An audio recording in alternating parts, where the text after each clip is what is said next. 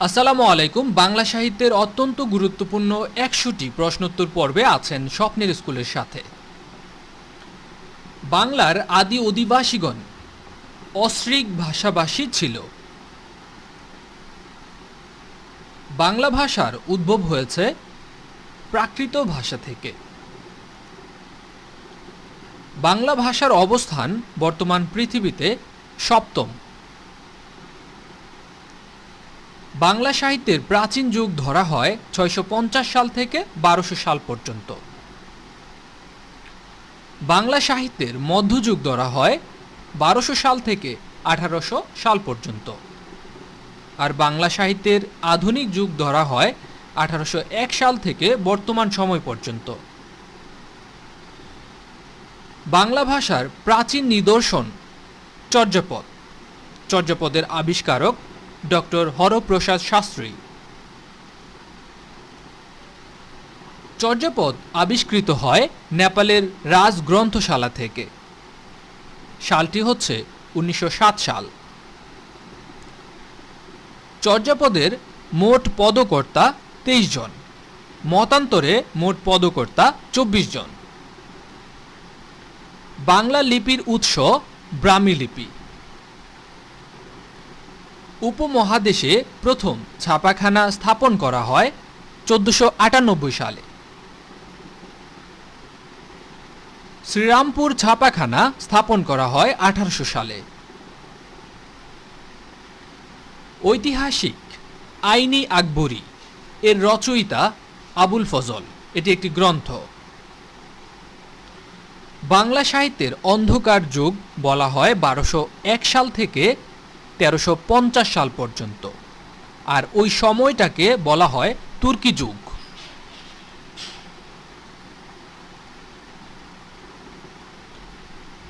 বিদ্যাপতি কোথাকার কবি ছিলেন? বিদ্যাপতি ছিলেন মিথিলার কবি।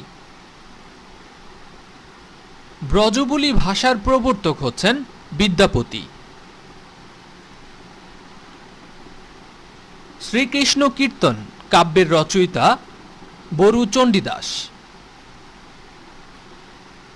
মঙ্গল কাব্যের মূল বিষয়বস্তু ছিল ধর্ম বিষয়ক আখ্যান। মধ্যযুগের শেষ কবি ভারতচন্দ্র রায়গুণাকর। বাংলা সাহিত্যের প্রথম ইতিহাস গ্রন্থ রচনা করেন দীনেশচন্দ্র সেন। কলিঙ্গ পুরস্কার পেয়েছিলেন আবদুল্লাহ আল-মুতি। আমার সন্তান যেন থাকে দুধে ভাতে, এটি কার উক্তি? এই উক্তিটি করেছেন ঈশ্বর পাটনি। ময়মনসিংহ গীতিকা, এটি সংগ্রহ করেন দীনেশচন্দ্র সেন। প্রাচীন মুসলমান বাঙালি কবি শাহ মোহাম্মদ সগীর। ইউসুফ জুলেখার রচয়িতা শাহ মোহাম্মদ সগীর। পদ্মাবতী কাব্য এই গ্রন্থটির রচয়িতা আলাউল। পুঁথি সাহিত্যের কবি বলা হয় সৈয়দ হামজা এবং ফকির গরিবুল্লাহকে। ফোর্ট উইলিয়াম কলেজ প্রতিষ্ঠার সন হচ্ছে ১৮০০ সাল। ফোর্ট উইলিয়াম কলেজে বাংলা বিভাগ চালু করা হয় ১৮০১ সালে। বাংলাপিডিয়া প্রকাশিত হয় বাংলাদেশ এশিয়াটিক সোসাইটি থেকে। বাংলা একাডেমি প্রতিষ্ঠিত হয় ১৯৫৫ সালে। বাংলা একাডেমির মূল ভবনের নাম হচ্ছে বর্ধমান হাউস। বাংলা সাহিত্যের প্রথম উপন্যাস আলালের ঘরে দুলাল। বিখ্যাত চরিত্র হচ্ছে এই উপন্যাসের ঠক চাচা। উত্তম পুরুষ, এটি একটি উপন্যাস। এই উপন্যাসের রচয়িতা রশিদ করিম। আনোয়ারা উপন্যাসের রচয়িতা নজিবুর রহমান। যার উপাধি হচ্ছে সাহিত্য রত্ন। এটি প্রকাশিত হয় 1914 সালে। আব্দুল্লাহ উপন্যাসের রচয়িতা কাজী এমদাদুল হক। জোহরা উপন্যাসের রচয়িতা মুজাম্মেল হক। তিতাস একটি নদীর নাম, এই উপন্যাসের রচয়িতা অদ্বৈত মল্লবর্মণ। নদী ও নারী, এই উপন্যাসের রচয়িতা হুমায়ুন কবির। বাংলা সাহিত্যের ইতিবৃত্ত, এটি লিখেছেন মোহাম্মদ আব্দুল হাই। বাংলা সাহিত্যের কথা, এর রচয়িতা ডক্টর মোহাম্মদ শহীদুল্লাহ। বাংলা সাহিত্যের প্রথম মহিলা কবি চন্দ্রাবতী। মুক্তিযুদ্ধের দলিলপত্র সংকলন করেন হাসান হাফিজুর রহমান। কালকুট, এটি কার ছদ্মনাম? কালকুট হচ্ছে সমরেশ বসুর ছদ্মনাম। বনফুল কার ছদ্মনাম? বনফুল হচ্ছে বলাইচাঁদ মুখোপাধ্যায়ের ছদ্মনাম। বন্যেরা বনে সুন্দর, শিশুরা মাতৃ করে, উক্তিটির তাৎপর্য হচ্ছে জীব মাত্রই স্বাভাবিক অবস্থানে সুন্দর। কোথায় স্বর্গ কোথায় নরক, কে বলে তা বহুদূর, মানুষের মাঝে স্বর্গ নরক, মানুষ এতেই সুরাসুর। এই উক্তিটি কার? এই উক্তিটি ফজলুল করিমের। কথোপকথন, এর গ্রন্থাকার হচ্ছে উইলিয়াম খেরি। যুগ সন্ধিক্ষণের কবি বলা হয় ঈশ্বরচন্দ্র গুপ্তকে। বাংলা গদ্যের জনক বলা হয় ঈশ্বরচন্দ্র বিদ্যাসাগরকে। বাংলা আধুনিক কবিতার প্রবর্তক মাইকেল মধুসূদন দত্ত। বাংলা সনেটের রচয়িতা মাইকেল মধুসূদন দত্ত। নীল দর্পণ লিখেছেন দীনবন্ধু মিত্র। এটি ঢাকা থেকে প্রকাশিত প্রথম। বাংলা সাহিত্যের জনক বলা হয় বঙ্কিমচন্দ্র চট্টোপাধ্যায়কে। তার প্রথম সার্থক উপন্যাস হচ্ছে দুর্গেশ নন্দিনী। হুতুম প্যাঁচার নকশা, এর রচয়িতা কালীপ্রসন্ন সিংহ। মীর মোশাররফ হোসেনের বিষাদ সিন্ধু, এটি মূলত কোন ধরনের রচনা? বিষাদ সিন্ধু হচ্ছে একটি উপন্যাস। শেষের কবিতা কোন ধরনের রচনা? শেষের কবিতা হচ্ছে রবীন্দ্রনাথের একটি উপন্যাসের নাম। টি.এস. এলিয়টের রচনার প্রথম বাংলা অনুবাদক হচ্ছেন রবীন্দ্রনাথ ঠাকুর। রবীন্দ্রনাথ নজরুলকে কোন নাটকটি উৎসর্গ করেন? রবীন্দ্রনাথ নজরুলকে বসন্ত নাটকটি উৎসর্গ করেছিলেন। ধনধান্যে পুষ্পে ভরা আমাদের এই বসুন্ধরা, এটি কার রচনা? এটি রচনা করেছেন ডি.এল. রায়, যাকে বলা হয় দ্বিজেন্দ্রলাল রায়। বাংলা গদ্যে চলিত রীতির প্রবর্তক হচ্ছেন প্রমোদ চৌধুরী। প্রমোদ চৌধুরীর ছদ্মনাম বীরবল। দেখেন ছদ্মনামটা এখানে ভুল দেখাচ্ছে, আসলে স্পেলিং মিস্টেক, এগুলো একটু ইগনোর করবেন। শরৎচন্দ্রের কোন উপন্যাস সরকার কর্তৃক বাজেয়াপ্ত হয়েছিল? পথের দাবি উপন্যাস।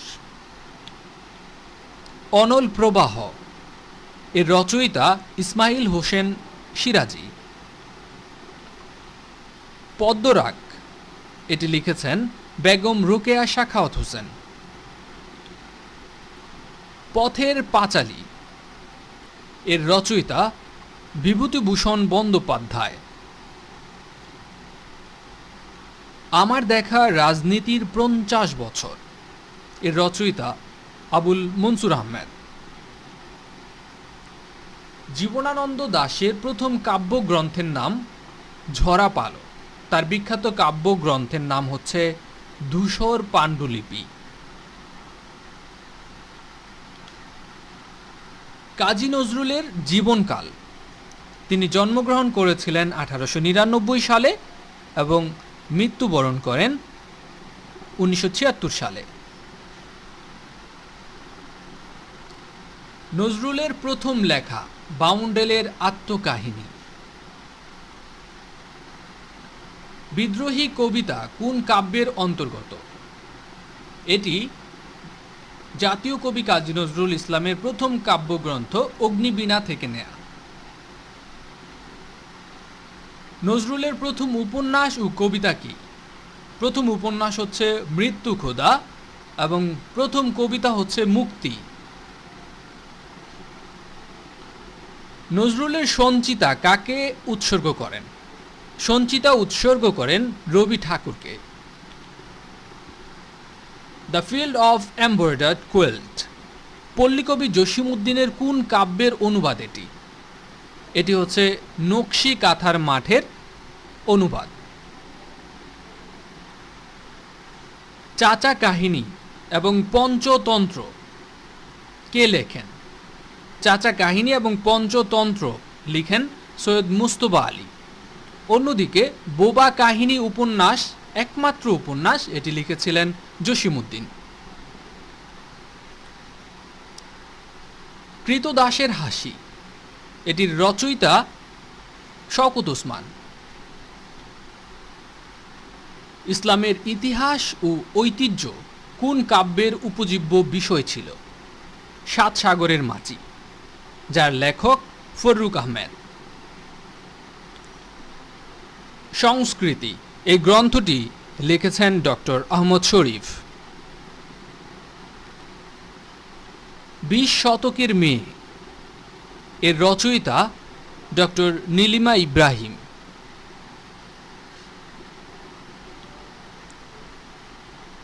জাতীয় সঙ্গীতকে ইংরেজি অনুবাদ করেন সৈয়দ আলী হাসান। লাল সালু কে রচনা করেন? লাল সালু রচনা করেন সৈয়দ ওয়ালিউল্লাহ।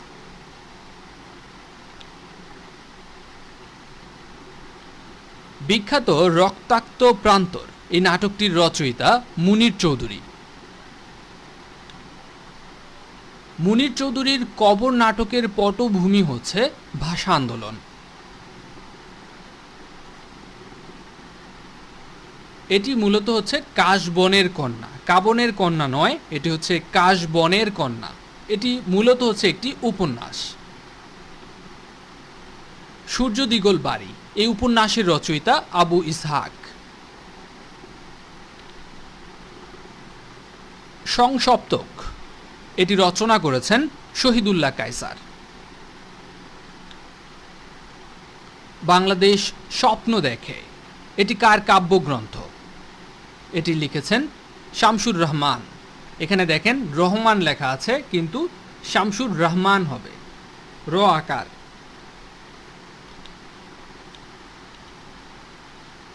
তুমি আসবে বলে হে স্বাধীনতা এটি কার কবিতা? এটি শামসুর রহমানের কবিতা। 23 নম্বর তৈলচিত্র এই উপন্যাসটির রচয়িতা আলাউদ্দিন আল আজাদ। শূন্য পুরাণ এটি মূলত কি? শূন্য পুরাণ হচ্ছে গদ্য পদ্য মিশ্রিত চম্পু কাব্য। আর চম্পু কাব্য বলা হয় যেখানে গদ্য এবং পদ্যের মিশ্রণ থাকে। একটি সম্পূর্ণ মঙ্গল কাব্যে সাধারণত কয়টি অংশ থাকে? সাধারণত অংশ থাকে মোট 5টি। শ্রী চৈতন্য দেবের জীবনী গ্রন্থকে কি বলা হয়? করচা।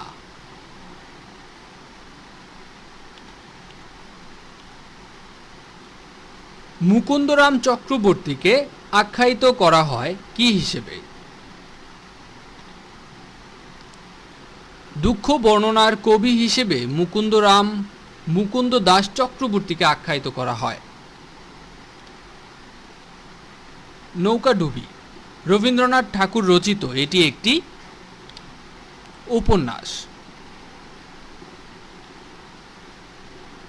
জীবন থেকে নেয়া এই চলচ্চিত্রটির রচয়িতা জহির রায়হান, আর এটি ছিল মূলত ভাষা আন্দোলন ভিত্তিক চলচ্চিত্র। আল মাহমুদ রচিত পানকৌড়ির রক্ত এটি হচ্ছে একটি গল্প গ্রন্থ। আবোল তাবোল এই গ্রন্থের লেখক কে? আবোল তাবোল এই গ্রন্থের লেখক হচ্ছেন সুকুমার রায়।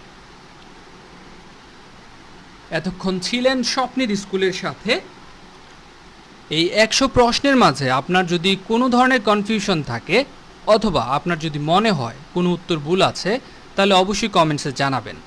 আর আমাদের এই চ্যানেলের ভিডিওর প্রত্যেকটার বৈশিষ্ট্য হচ্ছে কোনো ভিডিওতে যদি কোনো ভুল ইনফরমেশন থাকে তাহলে প্রথম কমেন্টসে আমরা পিন করে দেই। তাহলে অবশ্যই আপনারা ভিডিওটি দেখার সাথে সাথে সবগুলো ভিডিওর কমেন্টস চেক করবেন।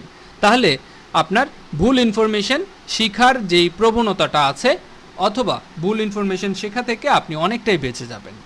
ধন্যবাদ স্বপ্নের স্কুলের সাথে থাকার জন্য। আসসালামু আলাইকুম।